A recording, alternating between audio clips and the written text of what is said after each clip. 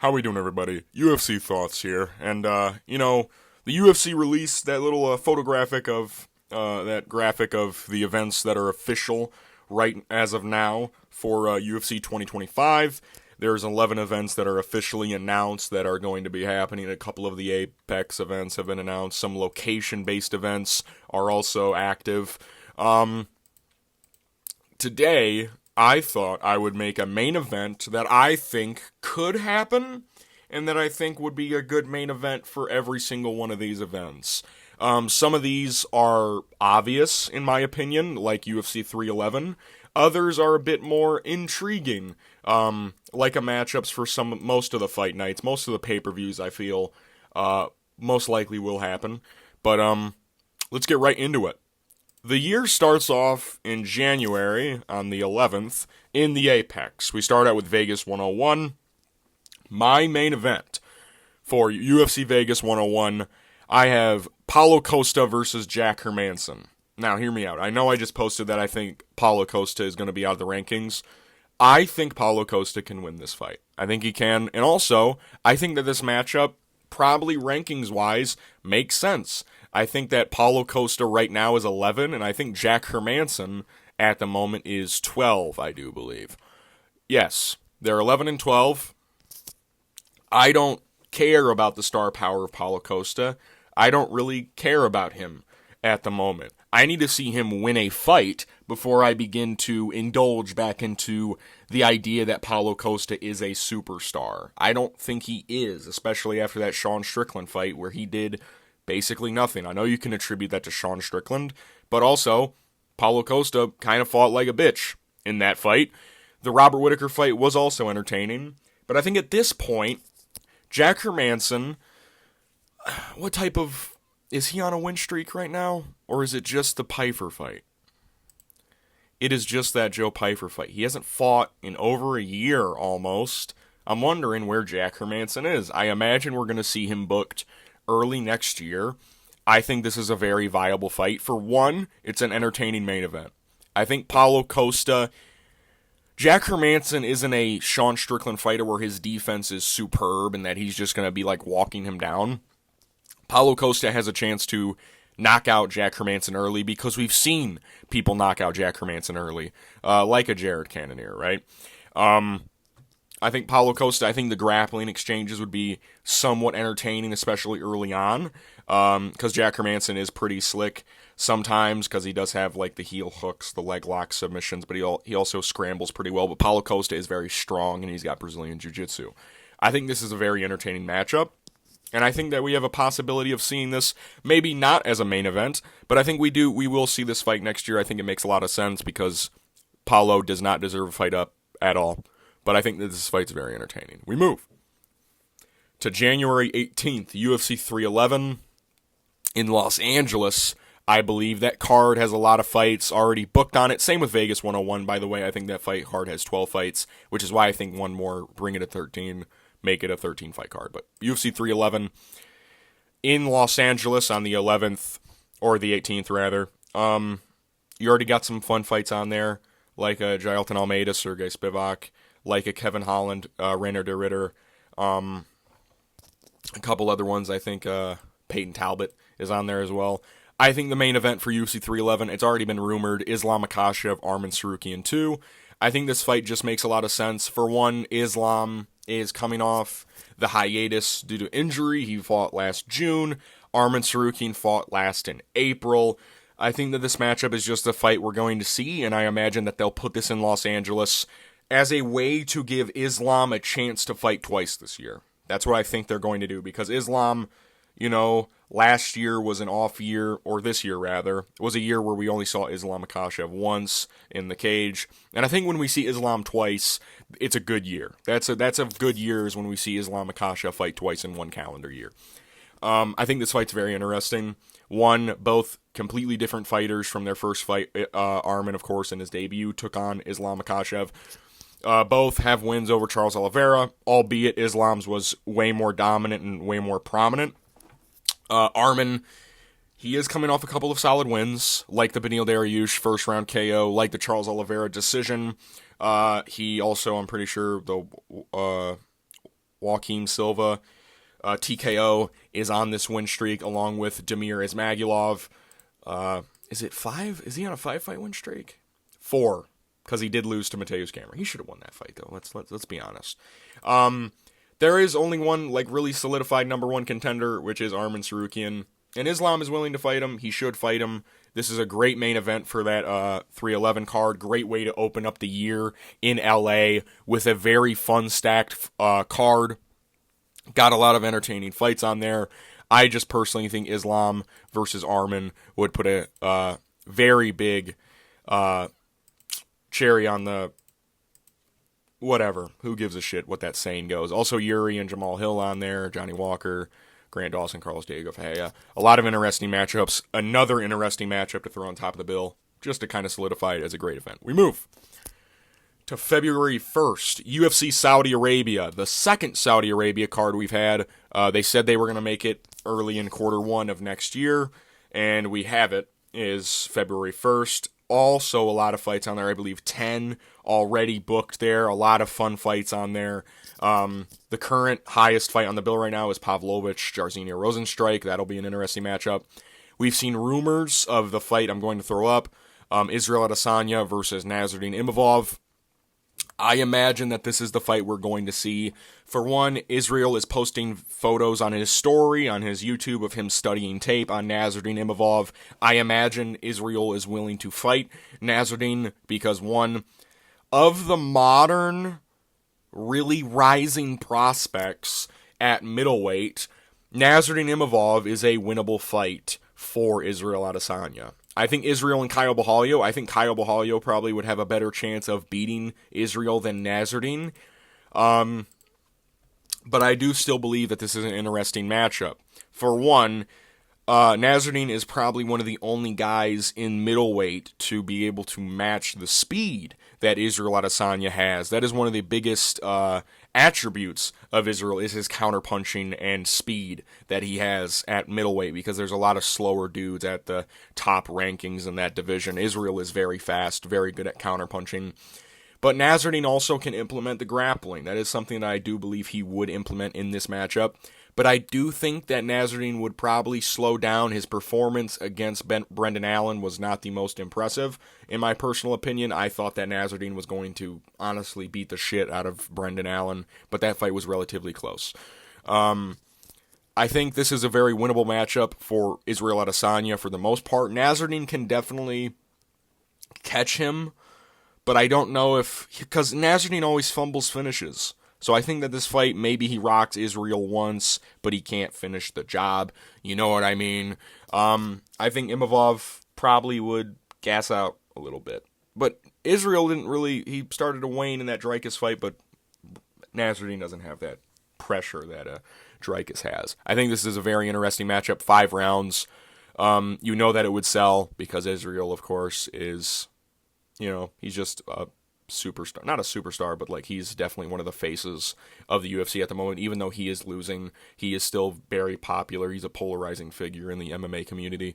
I just think that this fight makes a lot of sense. We move to UFC 312 in Sydney, Australia, February 8th. This is an interesting one. So far, we only have 3 fights booked for it.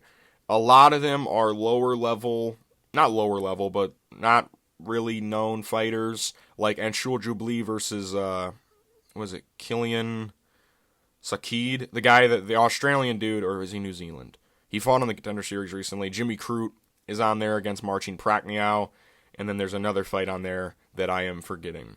But not a lot of fights booked, not a lot of eyes on what the main event for that could be, because it was originally rumored that Diego Lopez and Alexander Volkanovski could headline, but then it came out from Volkanovski's manager that that is not going to happen. I am going to throw Alex Pereira versus Magomed Ankalaev. Now hear me out.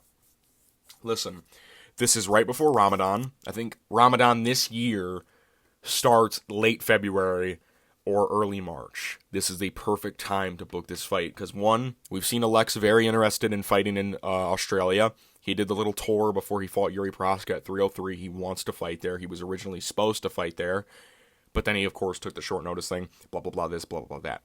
He's going to be willing to fight there. Equal Very similar timelines for both of these guys. Both didn't really take a lot of damage against their respective opponents, even though Alex was down 2 rounds against Khalil Roundtree. There was no moment where he took an insane amount of damage. In fact, it was Khalil who took a lot of damage. Alex got hit with like one really solid punch with like the wrist and then got dropped for a second. Magomed didn't take a lot of damage against Alexander Rakic. Both equal timelines, both coming off. Magomed beat Alexander Rakic. Alex Pereira coming off the huge win streak, the finish streak that he's on at light heavyweight. This is the next fight to make at light heavyweight for the title. I don't give a shit about Alex Pereira at heavyweight. I think he loses to both John Jones and Tom Aspinall. I don't want to see him at heavyweight. Make him build his resume and his stock at light heavyweight. Let him build his own legacy. I don't give a shit. Maybe later down the line, excuse me, by the way. Later down the line, we'll see him move up. I don't want to see him move up right now. He seems unstoppable at light heavyweight right now. Let him be unstoppable for the moment. There's one guy that everyone thinks has the best chance of beating him. Magomed Ankalaev. Both coming off wins. It makes a lot of sense. Magomed at this point is starting to accept short notice fights, like for 310 against Alex Pereira. Alex Pereira said he wasn't going to be able to make that quick of a turnaround. 4 months later, we've seen Alex do this before. He wants to fight it in Australia. I think this fight makes a lot of sense for Alex Pereira and Magomed Ankalaev.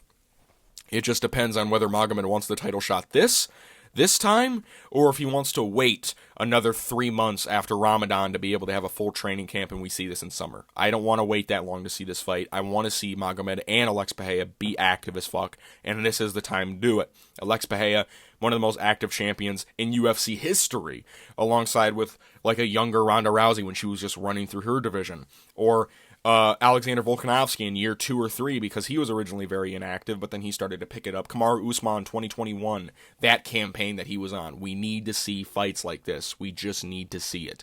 And I think we're going to see it. I think this is a fight that's going to happen next year. I hope it happens next year, and if it doesn't, I'm going to put a fucking bullet in my head. This fight needs to happen, and I want to see it in Australia because there's no set main event for them. A lot of Australia stars are not able to fight then. Israel Adesanya could, but it seems like they really want him to fight on that Saudi Arabia card, and I think that would actually help that card out a lot. UFC 312, Alex Pereira is going to sell pay-per-view, especially against Magomed Ankalaev. It's going to sell. You don't even need to have like a crazy undercard. People will buy it just to see him fight because that's how big of a star Alex Pereira is right now. Shama. We move to UFC Vegas 102. February 15th, we go back to the Apex after 3 location-based events in a row. This one probably won't happen, if I'm being honest, but I think that this is an entertaining main event. It can be an entertaining main event, and I think it makes a lot of sense rankings-wise. I'm putting Song Yadong versus Mario Batista in the Apex. I don't want to see Mario Batista in a crowded event ever again. You're a bitch. I'm joking. I think Song Yadong, coming off the couple of losses that he is on right now, which is, it's the Piotr Jan, and then he beat Chris Gutierrez, he beat Ricky Simone. We've seen Song Yadong main event a lot of Apex events before. I mean, he main evented twice in a row. What's one more for the Donger? You know what I mean? He main evented against Chris Gutierrez, for Christ's sake. Let's see him main event. He main evented 3 of them in a row, actually, with Corey Sandhagen as well. What's another for a guy like Song Yadong? And this is a winnable fight for both of them. I think Song Yadong would probably chin Mario Batista. I would hope he would.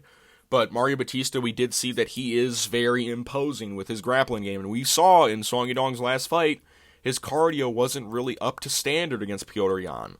And we saw that grappling was the way to beat a guy like Song Yadong. It is. And Mario Batista's stand-up isn't washed. Like, it's not completely terrible. Like, he's all right.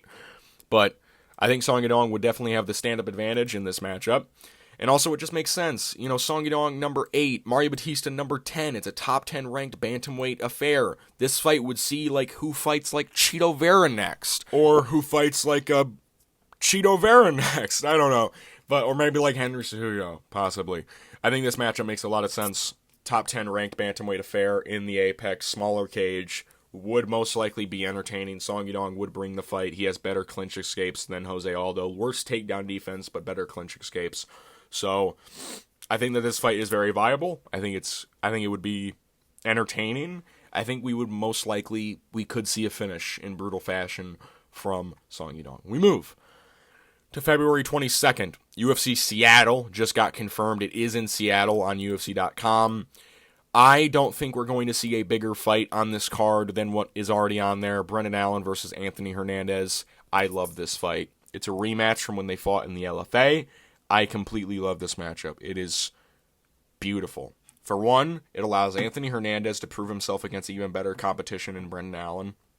We already saw him absolutely maul Michel Pereira, and even though I don't really like him, that was very impressive and very dominant. Brendan Allen has that grappling ability to be able to grapple with Anthony Hernandez. Does he have the cardio, is the question. No, he doesn't.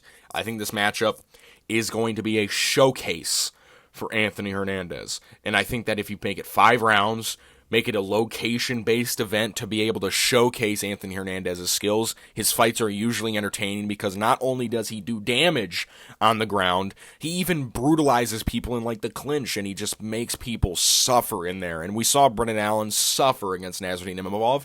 But the thing is, Brendan Allen was landing on Nasruddin Imavov on the feet, and that's what makes this matchup interesting because Brendan Allen's striking has been improving massively, not massively, but improving somewhat to where he's able to land pretty well on certain people. And Anthony Hernandez, his striking's still kind of mid, but I think that we would see a grueling pace occur in this fight. I think we would see one of these two guys is going to get either battered. One is going to be either Anthony Hernandez early or Brendan Allen just getting absolutely mauled in the middle rounds, most likely going to get subbed or TKO'd. I think we will see a finish in this fight. And that's what main events need, are finishes. We would see a finish in this matchup. We would. And I think Anthony Hernandez would beat the shit out of Brendan Allen. And that's just a way to get Anthony Hernandez in that top 10.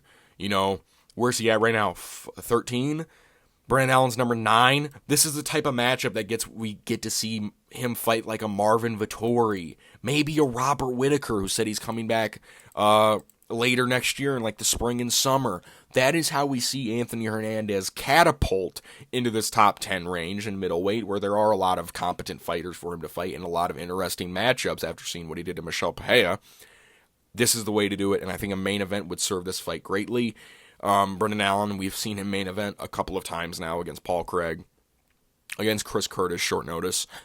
What's one more? You know what I mean? Anthony Hernandez just had his first main event. We already see that the UFC likes both of these guys. What's a matchup with Anthony Hernandez, Brendan Allen going to bring? For one, I think that a lot of people are starting to understand the not the greatness, but the absolute monstrosity that is Anthony Hernandez at middleweight, where he is just gun-ho running through motherfuckers in brutal fashion by just drowning them.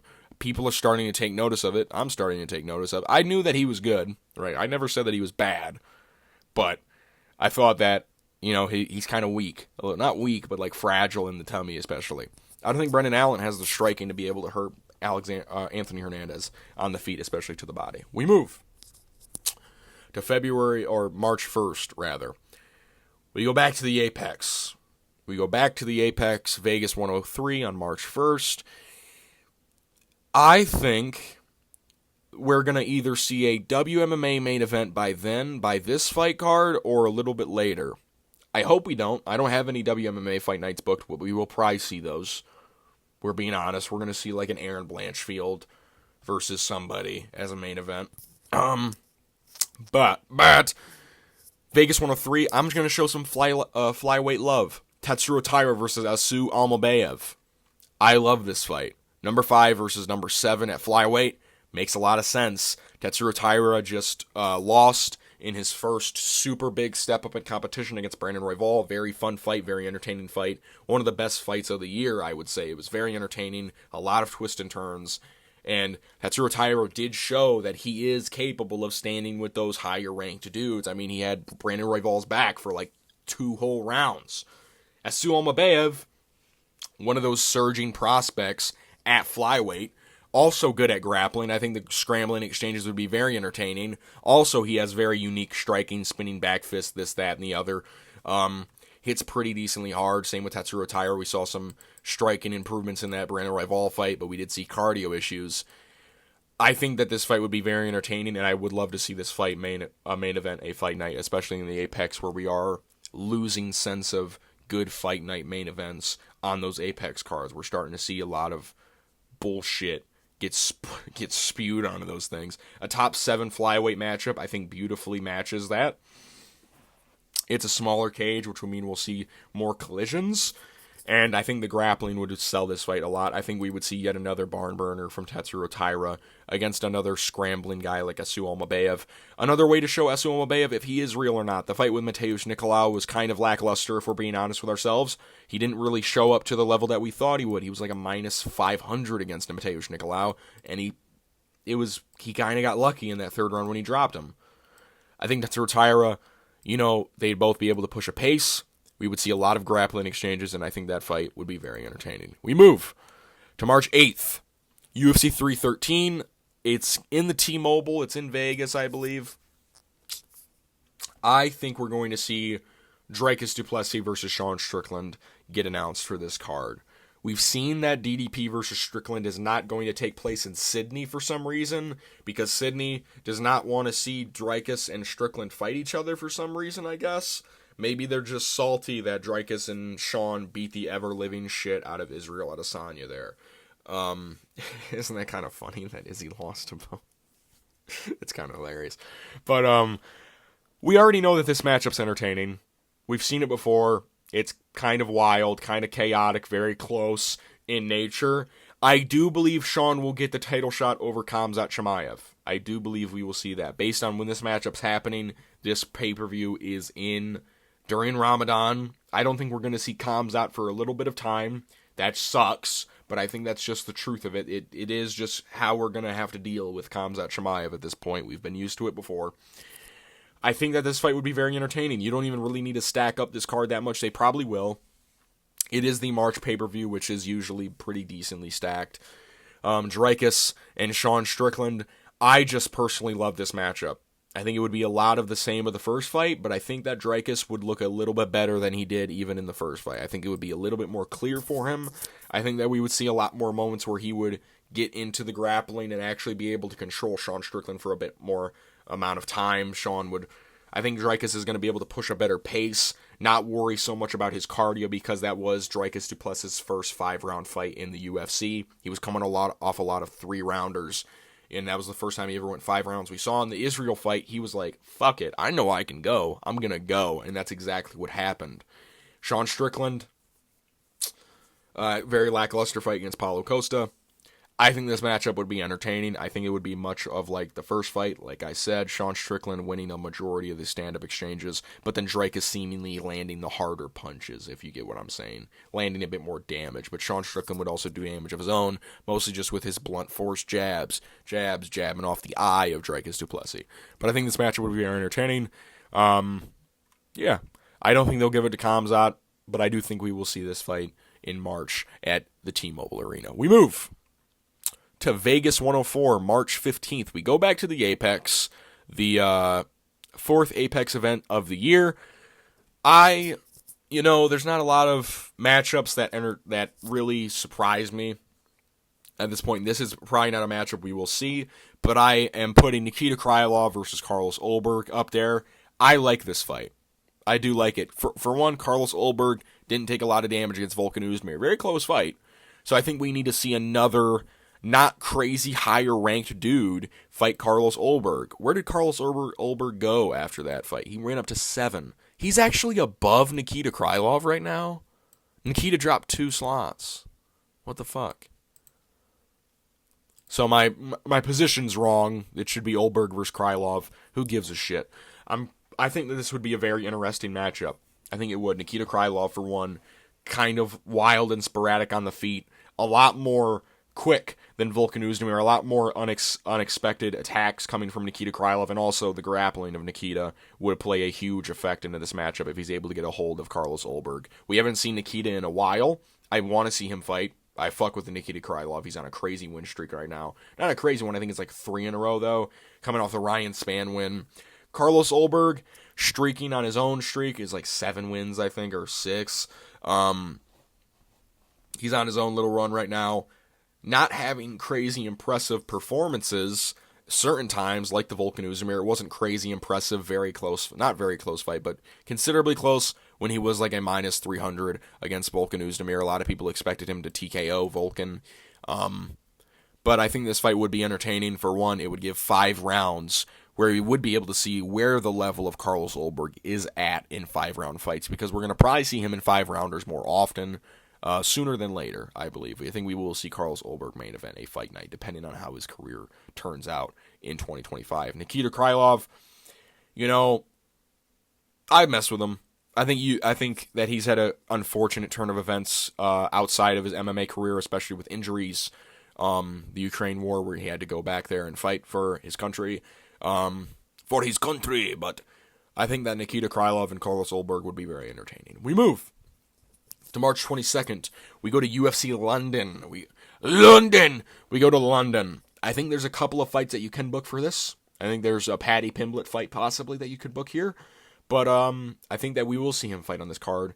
I don't think we're going to see him main event. I think we're going to see Leon Edwards versus Sean Brady be the main event for this fight night. I think this fight is crazy good. For one, this is not an old, washed Gilbert Burns for Sean Brady to fight. This is yet another time where we're seeing Sean Brady step up against the higher echelon of welterweight. And I think this will really show whether or not Sean Brady is truly ready for a matchup against a Shavkat Rakhmonov or a Bilal Muhammad. And I think this is a fight that Leon Edwards is going to have to prove that he is ready, for a rematch with Bilal Muhammad. I think this is a matchup to do it. For one, Sean Brady got the grappling edge. He's going to really try and wrestle Leon in this fight. And I think this is a fight where Leon Edwards is going to have to put his foot in the sand, draw a line, and put his foot, bite down, and actually be able to land shots on Sean Brady and not cower away like a little bitch. I think that Sean Brady's striking is looking all right. It looked all right against Gilbert Burns, which you could attribute to Gilbert just being old and not really being able to exchange, not being confident. Leon, we haven't heard. It's been radio silent ever since July. We haven't heard anything from him since he got fucking waxed by Bilal Muhammad. I think we're going to see him return. This will be about a 8-month, 7-month layoff for him when he comes back in UFC London. I just think this fight makes a lot of sense. Sean Brady ranked 4th, tied with Jack Della Maddalena versus Leon Edwards. It would leave Jack Della Maddalena in a weird spot, but I think at this point, Jack Della Maddalena and Kamaru Usman should fight. I think that fight makes a shit ton of sense. Just make it, and it's a winnable fight for both. Man, I wish Kamaru would win that. That would be a very interesting matchup. Damn. But Leon Edwards, Sean Brady. Leon would probably do the same old where he is on the outside. This would probably be a more technical affair. And technical, I mean less output, more boring type of fight. I don't think Sean Brady would be able to run through a guy like Leon Edwards and take him down at will, because I've seen him struggle against Gilbert Burns and have shitty takedown attempts on Kelvin Gastelum. Like, Leon Edwards is in completely shit at grappling, even though Bilal Muhammad really. And also, Sean Brady's not on steroids. So, I think this fight would be slightly entertaining. We move to UFC Mexico City, March 29th. Rumored to be in Mexico City. We're rumored to have 2 Mexico events coming up this year. One in Mexico City, apparently going to be March 29th, and then Guadalajara for UFC Noche is what they're looking to do. Wow, they're really making the UFC Noche event actually in Mexico? Who would have fucking thought, man? There's a rumored fight for this Mexico City fight card, and I love it. Diego Lopez, Josh Emmett. It doesn't entirely make sense because Diego Lopez is coming off the crazy win over Brian Ortega. But from what we're hearing here's the thing, man. This is a real thing, man. I bring this to it's a real thing. It's seeming more and more like we're going to see Ilia Topuria versus Alexander Volkanovski next for the featherweight title. It's seeming more and more like that is the fight that is going to happen. Volkanovski is adamant that he gets a title shot immediately, even though everyone already knows how that fight goes in a rematch. You're ruining your legacy, Volk. Just leave it alone. Move up to lightweight. Move up, buddy. I love you so much. You're not going to beat Ilia, though. In the meantime, Diego Lopez, not being an active person, wants to fight. He's not I'm not going to wait around for a title shot. And I like this fight. I think this fight makes not a lot of sense because Josh Emmett is coming off a Bryce Mitchell win, which does not entertain him to get a top 4 matchup at all. But this fight would be fucking fireworks, and you can't tell me otherwise. I think this fight would be very insane. One, Josh Emmett has punching power. He has the type of style that's willing to brawl in the pocket with Diego Lopes, and that is the fights we need. We've seen him absolutely starch people out. Josh Emmett, the only man in the UFC besides Yusuf Zalal to be able to survive the shots of Ilia Topuria, which is fucking shocking. Jeremy Stevens is the heaviest hitting 145er ever because he put out Josh Emmett and Ilia Topuria didn't. But I think that Diego Lopes, he would probably get a couple takedowns though. I think he would look to grapple in certain exchanges because Josh Emmett's takedown defense. Well, Josh Emmett might actually try and take him down. That is because Josh Emmett does wrestle somewhat, but he just doesn't really do a lot with it. The striking would be very on the edge of your seat, wondering what's going to happen because both of these guys hit like a fucking Mack truck. Last time we saw Josh Emmett fight, he literally decapitated Bryce Mitchell. The last time we saw Diego Lopes fight, he literally beat the shit out of Brian Ortega, right? That is the case of this fight. Josh Emmett hasn't fought in over a year. Very interesting. We see him literally murder Bryce Mitchell and then just never fight again. This fight, I love it. Even though it doesn't make a lot of sense. Josh Emmett, what is he, 8? He's 8. Diego Lopes is 3. He shouldn't really be getting this fight. It would more make sense of like an Arnold Allen and Diego Lopes fight. That would also be pretty cool.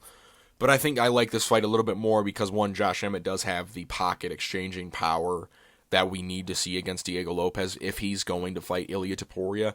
This is a matchup where we will see how Diego Lopes does against an insane power puncher, right? This is how we see that, and how he does against a shorter opponent who has that stocky kind of style, kind of boxing based. I think this is what we're going to see.